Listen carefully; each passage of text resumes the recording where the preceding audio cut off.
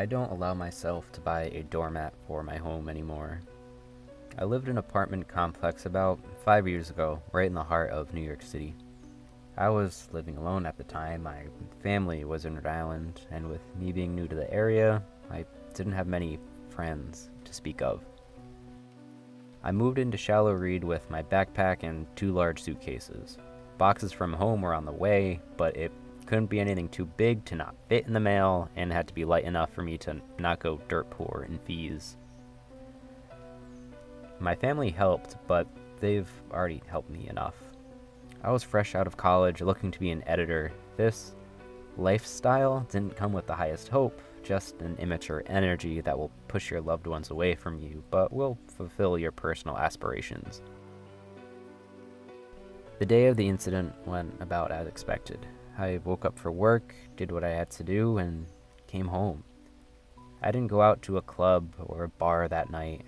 I liked the nightlife of the city. I had a few people over every now and again, but no one really stuck around.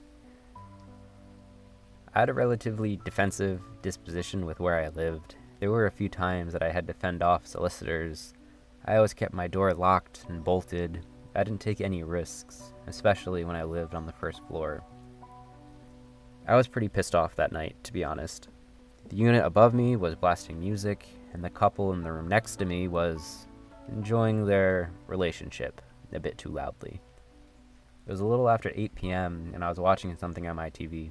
I didn't really watch a lot of TV shows.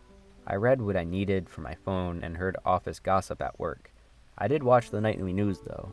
Got into that habit from my parents.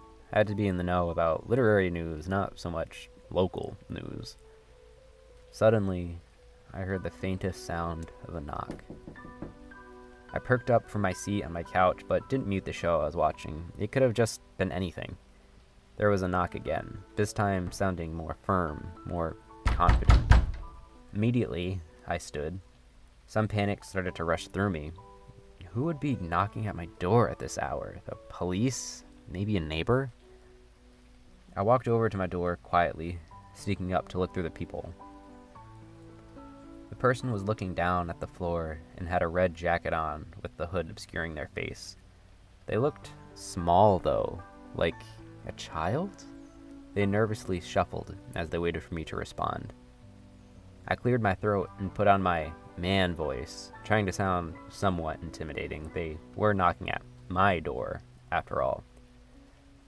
Hello? Who's there? The person turned to look at the door. I could see the tears running down the young girl's face. I barely even gave it a second thought as I opened the door. With her being, no more than 9? I was concerned for her rather than myself. Hi, little one. Are you looking for someone? Is someone out with you? I can't find my mom. She sniffled and wiped her eyes. She was wearing a simple red raincoat that was soaked from the rain outside. I peeked down each end of the hall and saw no one else there.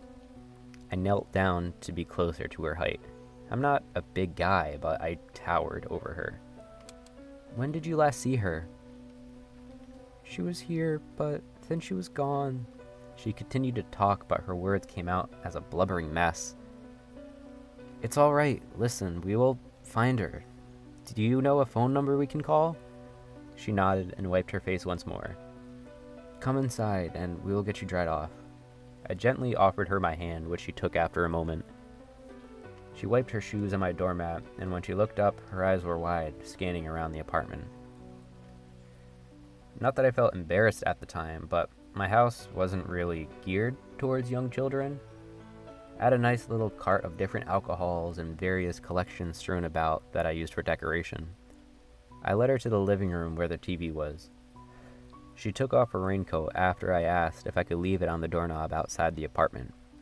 Anyone that knew her would recognize it, and I doubted anyone in my building would steal a children's raincoat.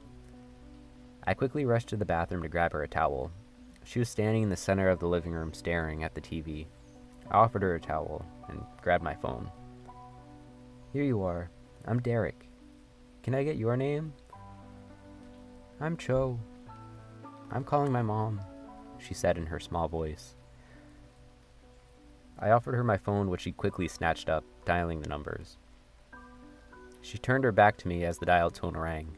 I stepped away to the kitchen to give her a moment. A small marble island separated the two rooms, which allowed me to peek over at her while I got her a cup of water. After a few moments, she spoke in a different language, which I only knew enough about to know it was some Asian language. She turned to me as I handed her the water. "What is this place?" she asked.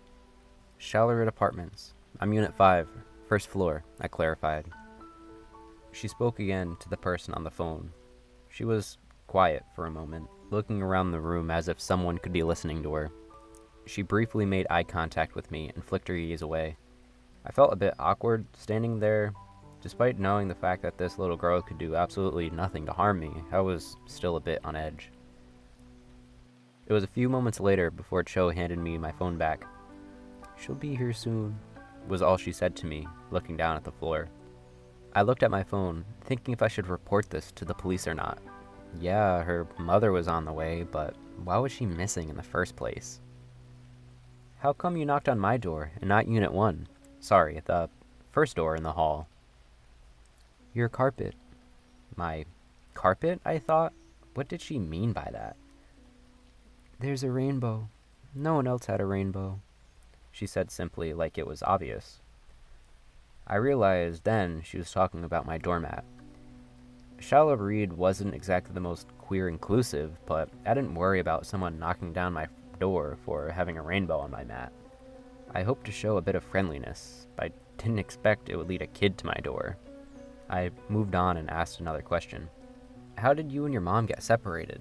I asked her in the most peaceful tone I could. She didn't answer, she just kept staring at the ground. Her eyes darted to my TV when the opening theme for the news started playing. "Can you change this, please?"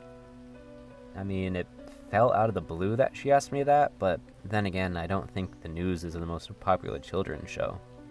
I found the remote right where I left it on the arm of the couch, and put on a kids show starring a blue healer family. Figured that would be better than the nightly news. She didn't really seem open to talking much anyway.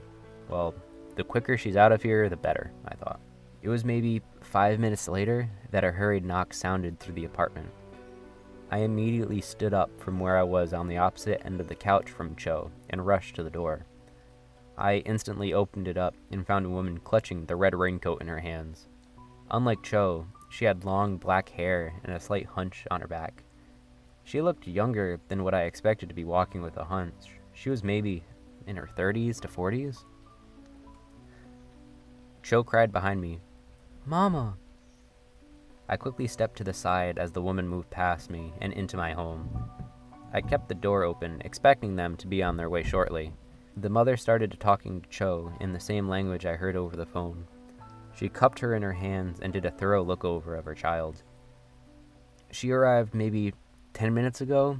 She hasn't said much," I spoke up, but the mom didn't indicate if she heard me or not. She asked, "Would you mind if we use your restroom? She has a cut on her arm I want to clean." "Oh, sure, it's down the hall and to the left. First aid kit is in the closet." I pointed in the direction she had to go. My bedroom was right across from it. She led her daughter to the bathroom, looking a bit too curiously into my bedroom for my liking. They've seen the whole apartment by this point. I didn't remember seeing a scratch on the kid, but I didn't search her to begin with. While they were in the bathroom, I went to change the TV, but couldn't find the remote. I found that a bit odd, seeing as I placed it in the same spot I did earlier. The great thing about today's day and age is that everything is digital, so I pulled up the TV app on my phone and changed it from there. When I changed the channel back to the news, I was met with a video of a roaring house fire that happened earlier in the day. Well, I didn't miss all of the nightly news coverage. I could hear them fiercely whispering in the bathroom, which I didn't find surprising. I'm sure the mom was giving the kid an earful, but I was under the impression that improper adult supervision was the cause and not the child, but I wasn't going to intervene. And in our last update of the night, we have a local alert brought to you by the police department. We're on the lookout for a group of individuals wanted for home invasion and murder. On the screen, they flashed a few images of men that all looked like basic figures. None of them really stood out in any remarkable way. They all wore black masks and had thin figures. They'd been breaking into homes and stealing electronics, jewelry, and anything that could be sold off easily. It's what came next that caused my stomach to churn. In their most recent attack, the homeowners had a camera system installed that captured the entire event all on film. On the TV screen, there was someone standing in a bright red raincoat. The recording had audio and subtitles to go along with it. "I can't find my mom." I could feel the blood draining from my face. I quickly lowered the TV volume, looking behind me to make sure no one was there. The bathroom light was still on, but the whispering had stopped. I turned back to the screen, and they had fast-forwarded the clip. The same woman in my bathroom was there on my screen. I quickly dialed 911 and turned off the TV. I kept my eyes locked on the bathroom as I rushed to the front door. When I was about to reach for the handle, a heavy knock banged against the door. I froze in place, my finger hovering over the call button. From the bathroom, I heard the lady call, "That should be my brother. He's our ride home. Can you tell him we'll be right out?" "Sure thing. Let me just turn off the oven," I responded. Panic coursed through me. I slowly locked the door. I even grabbed some mail to make an impromptu doorstop. As I shoved it underneath the door, the person knocked again. I jumped back and tiptoed to my bedroom. They pounded the door again. I held my breath as I passed the bathroom. Neither the girl nor the woman made a sound. I locked my door behind me and called 911. 911, what's your emergency?" "My house is being broken into. It's the people from..." I was interrupted by a sudden slamming. They are breaking down the front door. "They made it into my home," I whispered. I stepped away from my door. "Sir, what is your location?" There were shouts from the men who busted the door down. They were smashing my stuff and God knows what else. I knew my door wouldn't hold long enough for the police to get here. I had to do something. Now.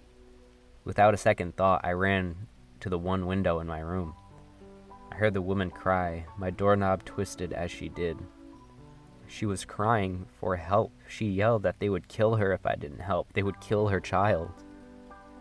I opened the window and pushed the screen out of the frame. The walls shook as someone started to pound my bedroom door.